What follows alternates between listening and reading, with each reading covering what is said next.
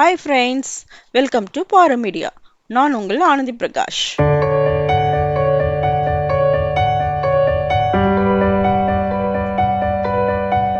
நம்ம இன்னைக்கு இந்த வீடியோல பாப்கார்ன் எப்படி செய்யுதுன்னு பார்க்கலாம் வாங்க. தியேட்டர்னு போனா நமக்கு நினைவுக்கு வருவது பாப்கார்ன் தான். அது எப்படி வீட்டில் செய்யுதுன்னு பார்க்கலாம். பாப்கார்ன் மக்காச்சோளத்திலிருந்து தாங்க நம்ம செய்ய போறோம். மக்காச்சோள முத்துக்கள் வீடியோல காமிச்சிருக்கிற மாதிரி வாங்கிக்கோங்க. ஒரு பவுல் எடுத்துக்கோங்க.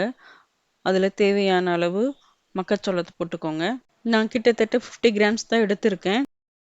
ஒரு டீஸ்பூன் எண்ணெய் ஊற்றிக்கோங்க. அரை டீஸ்பூன் மஞ்சத்தூள் சேர்த்துக்கோங்க. அப்போ தான் பாப்கார்ன் எல்லோயிஷ் கலராக கிடைக்கும். தேவையான அளவு உப்பு சேர்த்துக்கோங்க. இப்போ நம்ம 3 பொருட்கள் சேர்த்துருக்கோம். எண்ணெய், மஞ்சத்தூள், உப்பு. இது 3 நல்லா கிளறிக்கலாம். நீங்கள் எண்ணெய்க்கு பதிலாக பட்டர் கூட யூஸ் பண்ணிக்கலாம். பட்டர் அப்படியே சேர்க்காம கொஞ்சம் மெல்ட் பண்ணி சேர்த்துக்கோங்க. பாப்கார்ன் பொரிக்கிறதுக்கு அடிக்கனமான பாத்திரத்தை யூஸ் பண்ணிக்கோங்க. நான் குக்கர் யூஸ் பண்ணியிருக்கேன். அதில் ஒரு டீஸ்பூன் எண்ணெய் ஊற்றிருக்கேன். நீங்கள் பட்டர் கூட யூஸ் பண்ணிக்கலாம். எண்ணெய் காயட்டும். எண்ணெய் காஞ்சதும் கிளறி வச்சிருக்கிற சோள முத்துக்களை சேர்த்துக்கலாம்.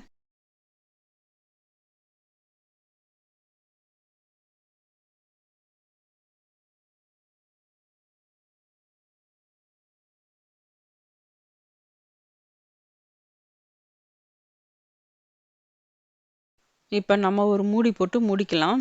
தீ பார்த்தீங்கன்னா மீடியம் ஃப்ளேம்லேயே இருக்கட்டும். ரொம்ப ஹையாக வச்சிங்கன்னா தீஞ்சு போயிடும். இன் பிட்வீனில் மூடி திறந்து பார்க்காதீங்க. வெடிச்சதுன்னா நம்ம மேலே தான் தெரிக்கும். வெடிக்கிற சத்தெல்லாம் அடங்கினதுக்கப்புறம் மூடி திறங்க. இப்போ பாருங்க, பாப்கார்ன் நல்லா புரிஞ்சிருச்சு. உங்களுக்கு ஸ்பைஸே வேணும்னா நீங்கள் மிளகாத்தூள் கூட சேர்த்துக்கலாம். நான் வெறும் உப்பு, மஞ்சத்தூள் மட்டும்தான் நான் சேர்த்துருக்கேன். சுவையான பாப்கார்ன் ரெடி. இந்த பாப்கார்ன் செய்கிறதுக்கு சோள முத்துக்கள் தாங்க ரொம்ப இம்பார்ட்டன்ட். அதை பார்த்து வாங்கிக்கோங்க. நீங்களும் செஞ்சு பாருங்கள். Thank you friends.